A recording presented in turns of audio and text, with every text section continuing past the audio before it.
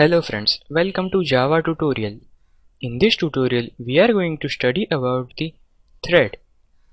In our normal life, we are doing multitask simultaneously.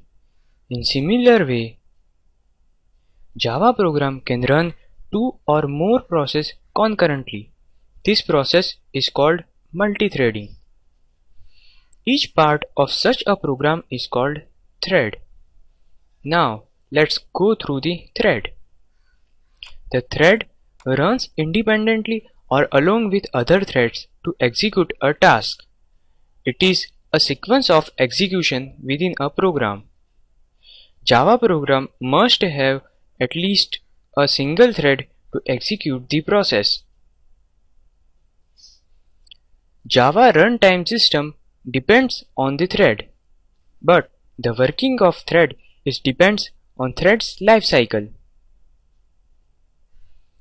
Now let's take a look at the thread lifecycle.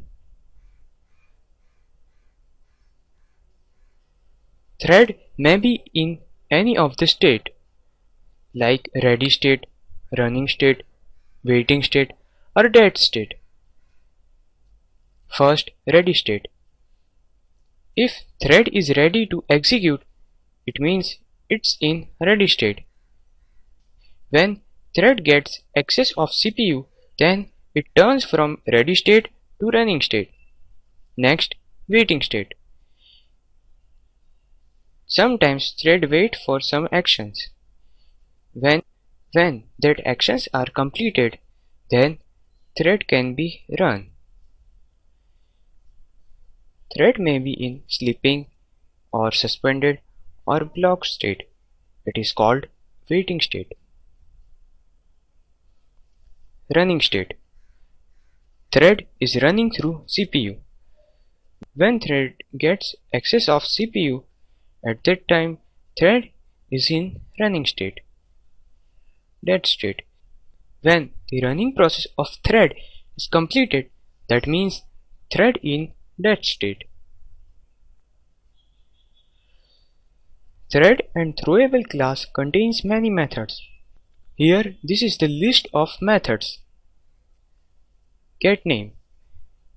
GetName is used to get the name of thread.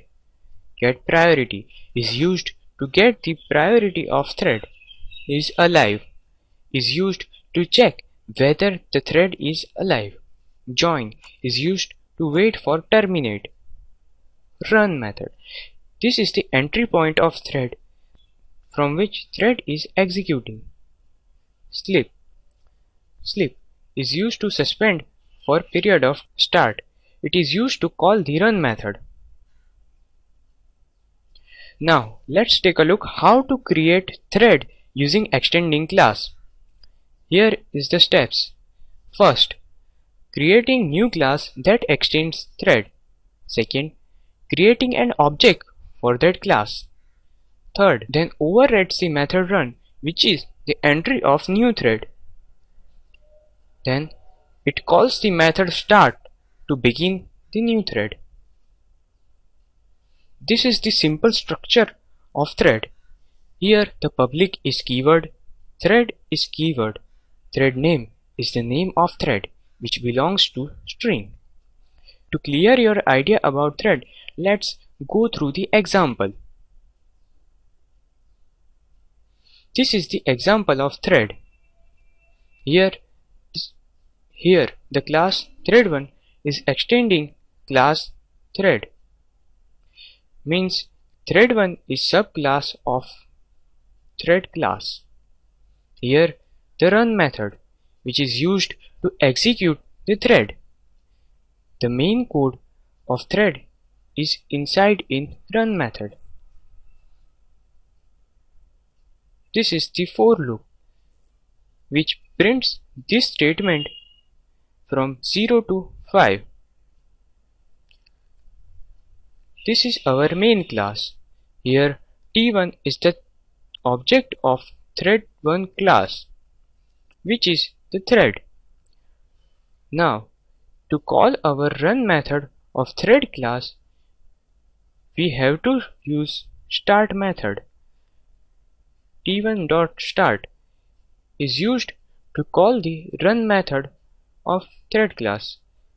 Now our thread is executing. So let's check the output. Let's run our program. While running our program, thread is working. Here, these statements come from the run method. So, I hope now you have clear idea about thread.